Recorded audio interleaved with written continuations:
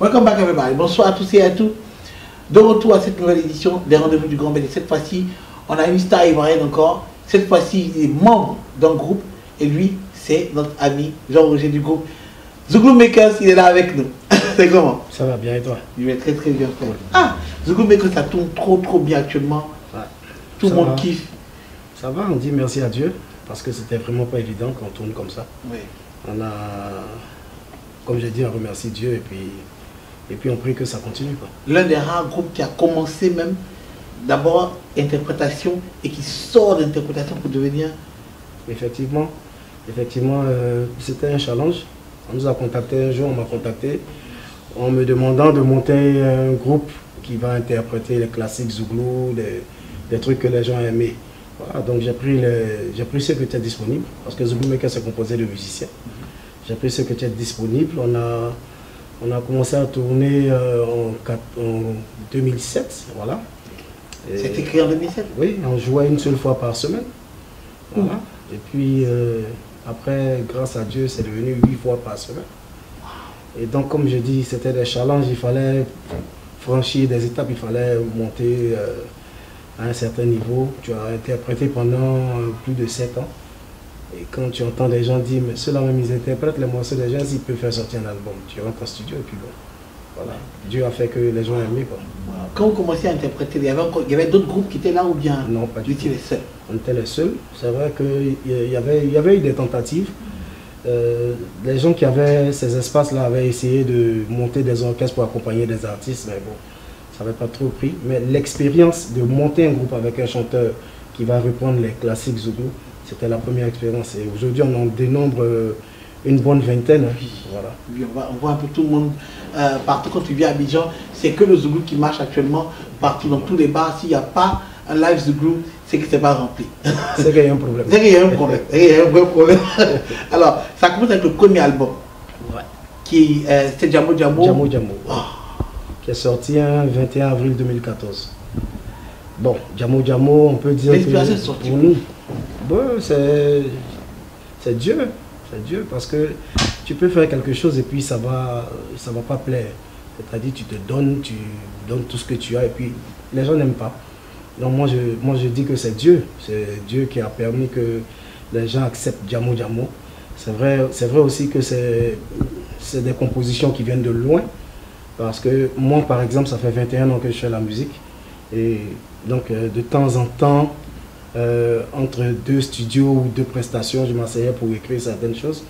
Mais il aurait fallu croiser ces musiciens-là pour qu'ils mettent cette musique en dessous. Donc voilà, on dit merci à Dieu. Quoi. Mais qui sont ceux qui ont écrit dans l'album pour les chansons? Je suis l'un des... je suis l'un des compositeurs. Je ne dirais pas que je suis le seul compositeur, je suis l'un des compositeurs. Wow. C'est plus les chanteurs qui écrivent et les musiciens, on se met ensemble, ils montent une musique en bas. Ça t'a pris combien de temps pour faire ça? 3 ans. Oh. Ouais, on a pris notre temps. On va en studio. Souvent l'arrangeur n'est pas là, il est en tournée européenne. Quand il revient, on retourne au studio. Vous savez de qui vous parlez. Ah, mais en plus c'était une belle ambiance. C'était une belle ambiance. On a donné tout ce qu'on avait envie et puis ça s'est fait vraiment bien. Voilà. Wow. Il y a Zouglou Makers. Il y avait beaucoup de personnes au départ. Vous étiez combien au départ? On a toujours été 7. 7 sur scène. 5 musiciens, 2 chanteurs. Wow. Mais c'est vrai qu'à un certain moment, il y a un chanteur qui est parti. Seba. Oui, Seba, la force tranquille, qui est parti, qui avait décidé de faire carrière solo. Et donc il a été remplacé par Willy. Voilà. Willy est arrivé juste après. Ouais. Okay. Donc on remarque que dans Zouglou Makers, il y a toi qui chante beaucoup. Et puis il y a Willy qui danse beaucoup.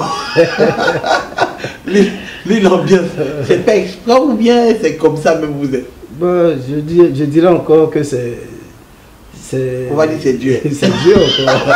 Parce que Willy c'est quelqu'un qui bouge beaucoup, contrairement à moi. Moi, je bouge difficilement. Et donc, croiser Willy pour qu'il vienne m'épauler, vraiment, c'était une grâce, quoi. Voilà.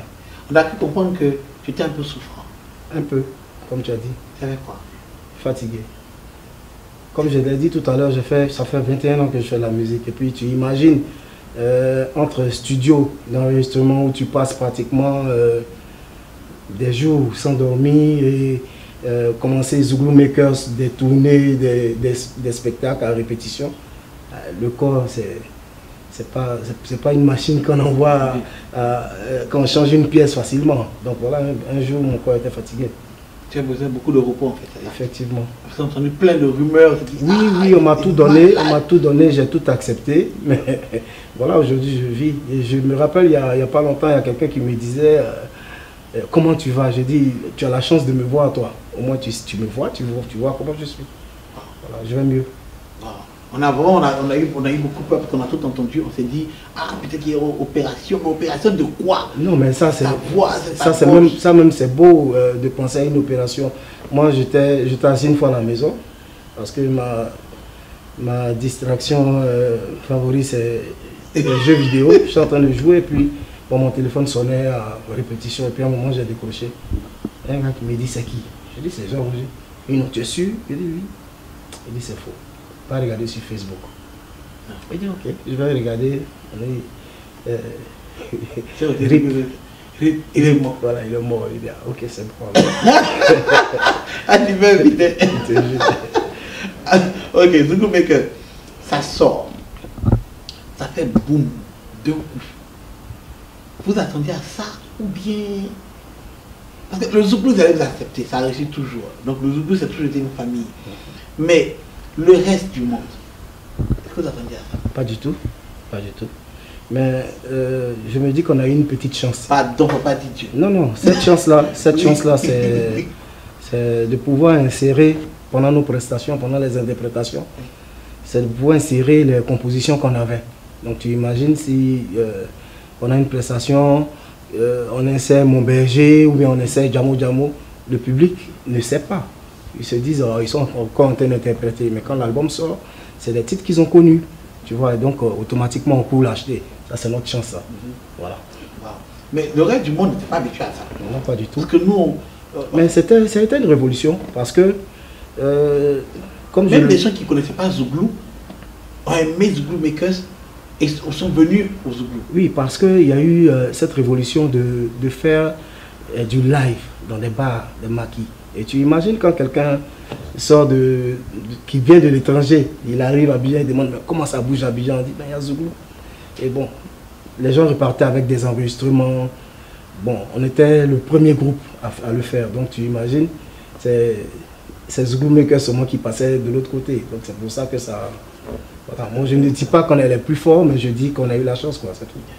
Ok, maintenant, le premier voyage de Zouglou Makers. C'est quand même beaucoup de personnes à inviter un coup. Ouais. Et le premier voyage, c'est où? Il y a eu le Bénin. Tout premier. Le tout premier, c'était l'Afrique du Sud. Wow. C'était en 2010, à la Coupe du Monde. Ouais, on était allé en Afrique du Sud. Ça vous a fait quoi? C'était pas un gaou en Afrique du Sud, mais c'était vraiment une joie d'aller représenter la Côte d'Ivoire, d'aller soutenir les éléphants. Il y avait certains artistes qui partaient, mais nous, on était l'orchestre qui devait accompagner tous ceux-là. Tu vois, c'est une fierté, quoi. Voilà. Il y a des gaous qui étaient ouais, un peu quand même. Dans l'avion, en train de savoir quel bouton faut appuyer. Un peu quand même, on les regardait du coin de l'œil. C'est vrai que, bon, pour certains, il y a certains parmi nous qui avaient déjà fait certains voyages. Parce que le clavier, par exemple, c'était le chef d'orchestre de Pierrette Adams, les Catapillar. Le batteur, Petit Caillou, il a joué avec Tikenja. Donc tu vois, ces personnes avaient déjà effectué des voyages. Voilà. Donc c'était peut-être 2 ou 3 personnes qui montaient pour la première fois dans un avion. Quoi. Wow. Vous avez rencontré des personnalités en tant que Zouglou Makers jusque... En Afrique du Sud? Non, pas forcément en Afrique du Sud, un peu dans la carrière Zouglou Makers. Ben, personnalité, je sais pas, j'aime pas trop ce mot-là. Parce que je me dis que tout le monde est grand pour nous. Tu vois. Et le simple fait de sortir et de croiser des gens qui te félicitent, pour moi, c'est de grandes personnes. Quoi, voilà. Et tu tournes, mais qu'est-ce que c'est ça? Il répond à tous mes scénaristes, il me dit, ouais, tout le monde. J'essaie de où il y a ta voix, il n'y arrive pas. Ok, on revient à Jean-Roger. Au départ, tu es né ici, à Abidjan? Ouais, je suis né à Makori, je suis ivoirien de père et de mère. Voilà. Tu as grandi même à Makori? Ouais, j'ai fait une partie de mon enfance à Makori, le reste à Djamé. À quel moment tu penses arriver à Zoukou? Tu as arrêté l'école au moins quelque part? Un peu, un jour. Un jour, il fallait que j'arrête. Et puis un autre jour, il fallait que je travaille un peu. À quel moment tu as arrêté l'école? Parce que tout ce qu'il faut passer ici, il y en a qui ont arrêté au milieu, il y en a qui ont terminé un peu. Ouais, mais c'est vrai que, comme on aime dire qu'on ne finit jamais l'école, mais moi, je me suis dit, bon, il fallait que j'arrête. J'ai arrêté, j'ai fait la classe de terminale. Je ne suis pas allé plus loin. Et puis après, j'ai fait une formation. J'ai fait une formation en mécanique générale. Et puis ensuite, j'ai travaillé à la CIE. Non. Si. J'ai travaillé 3 ans à la CIE parce que... Pourquoi 3 ans? Pourquoi ça s'est arrêté à 3 ans? J'ai été affecté à l'intérieur du pays pendant que c'était un peu chaud ici. Voilà, on me demandait de partir, de rejoindre un poste à Bouna. Pendant que Bouna était zone assiégée, j'ai dit bon, si c'est comme ça, je vais revenir à la chanson. Parce qu'avant ça, avant d'aller à la CIE, je faisais déjà la musique. Voilà. Wow. Tu avais intégré un petit groupe, mais tu chantais tout Non, seul? j'étais avec le monsieur qu'on appelle David Tehero. Oui. Voilà. Et j'ai connu David Tehero grâce à un autre monsieur qui s'appelle Joël Kanga, qui avait un studio d'enregistrement. Et moi, au départ, j'étais venu pour faire le planning du studio. Mais comme il y avait ce petit truc-là de Woyo, Zouglou qui était resté en moi, un jour en studio, il fallait placer une voix. J'étais de passage, on m'a demandé, tu peux le faire? J'ai dit oui. Et c'est comme ça que c'est parti. C'était en 97. Wow. Je vois pas David, on passe beaucoup de voix aussi. Parce que souvent quand tu es là, tu fais quelque chose. Ça j'ai remarqué. Quand tu es là, tu dois appuyer un bouton, tu appuies le bouton. Je dis c'est tout le monde qui travaille ensemble. Effectivement. Alors, à quel moment tu rencontres les autres et que tu décides, on va aller faire ça? Ok. C'est quand j'ai commencé à intégrer des orchestres. Parce que après le studio, tu intègres des orchestres pour les accompagner en live. Comme Gadji Seli, comme David Tehero, comme Magic System, comme Daisy Champion. Comme bon. Avec tout ça? Pour ne citer que ceux-là. Et donc, c'est pas avec le même band que tu te déplaces. Chaque fois, toi, tu intègres un orchestre. Chaque fois, tu croises certaines personnes. Et bon, pour certains, on a gardé de beaux rapports. Pour d'autres, on s'est séparés. Donc, tu imagines, en 2007, quand on te demande de monter un groupe, tu es obligé de prendre ceux qui sont disponibles, de tous ceux que tu as croisés. Wow. C'est un peu ça. Alors, le premier spectacle, Zougou Makers, par la culture, rempli. 20 décembre 2015, c'est une date qu'on ne peut pas oublier. Et puis, c'est des émotions, c'est des émotions qui restent, quoi. Parce que, comme je dis, tu as accompagné des artistes pendant des années, et puis un jour, on te dit, c'est pour toi que ce public-là est là. C'est pas évident. Hein. Il y a mon binôme, Willy, qui a pratiquement pleuré avant de monter sur scène, parce qu'il ne s'attendait pas à voir ce monde-là. On était en tournée européenne. On est rentré une semaine avant le spectacle. Voilà, donc de là-bas, ils ont annoncé plein de spectacles au Palais de la Culture. Donc de là-bas, on voyait comment ça se passait. On s'est demandé, est-ce que les gens vont venir regarder Zougou Makers? Parce que d'abord, le Zouglou remplit toujours. Oui, mais en plus, tu te dis que ce jour-là, ça peut ne pas marcher. Oui, c'est vrai qu'il y a le stress et tout ça. Nous, on a participé à certains spectacles pour certains artistes où à pratiquement 2 heures du spectacle, il y a une grande pluie. Et le spectacle est annulé. Donc il y a beaucoup de choses comme ça qui te passent par la tête, quoi. Voilà, donc on rentre une semaine, on essaie de faire une petite promo. Et 2 jours avant, il y a une conférence de presse et on nous dit que ça a guichet fermé. Et dit non, c'est pas possible. Zougou Makers guichet fermé à Abidjan ici. Ah, c'est qu'on est arrivé loin. Et puis bon, le concert s'est passé correctement. C'est vrai que c'est en ce moment-là aussi que je suis tombé malade. Ça n'allait pas trop, j'étais sur scène, mais il fallait résister, il fallait faire le spectacle, quoi. Voilà. Et après ça, vous avez décidé de faire un deuxième album. Ouais. D'abord, le single Babayou, tu disais tout à l'heure, était déjà sorti. Oui, mais non, il n'était pas encore sorti, mais on le jouait déjà. Parce que même au concert du 15 décembre, du 20 décembre, pardon, Babayou figurait dans le conducteur. Et même le titre On s'envole, qui est le titre phare de l'album qui est sorti il n'y a pas longtemps, il a été l'intro de ce concert-là. Donc c'est pour dire que vous avez déjà on avait déjà commencé à composer, on avait déjà commencé à travailler avec, avec les différents arrangeurs, quoi. Voilà. L'album est sorti depuis le deuxième album, le 24 novembre. 24 novembre. Ouais. Quelles sont les collaborations sur cet album? On a fait un featuring avec José. Oui. On a fait un feat avec Miwe. Wow. Et puis un feat avec Rico Amage. Wow. Voilà, on a essayé d'ouvrir la porte cette fois-ci. Parce qu'on s'est dit qu'il ne fallait pas rester cantonné sur le Zougou seulement, il fallait ouvrir les portes, il fallait penser à faire autre chose. C'était facile de travailler avec ces artistes, d'autres artistes dedans? Oui, très belle collaboration. Déjà avec José, c'est une sœur pour nous. José... Je n'ai pas tout le temps traîné avec vous. Oui, c'est notre sœur. Et donc, quand on a pensé faire ce morceau, on n'a pas pensé à quelqu'un d'autre que José. Et puis ça s'est fait vraiment simplement. Mais en plus, le professeur Wolowo, comme on l'appelle, il n'a vraiment pas été difficile. Il a fallu qu'on lui explique ce qu'on voulait faire. Oui. Il s'est déplacé, il est arrivé au studio en une journée. Oui, on avait bouclé. Voilà quoi. Donc, même avec Rico aussi, on est un jeune, donc ça s'est passé correctement. Wow. Et actuellement, l'album, on peut le trouver où? Partout, dans tous les lieux où on vend des CD, Fnac et un peu partout dans des stations aussi. Wow. Et les autres artistes, comment vous trouvez, par exemple, Seba? Ça c'est une question personnelle que je vais poser alors il y a longtemps. Parce que Seba est intégré à notre groupe qui tourne aussi très bien, on va voir souvent.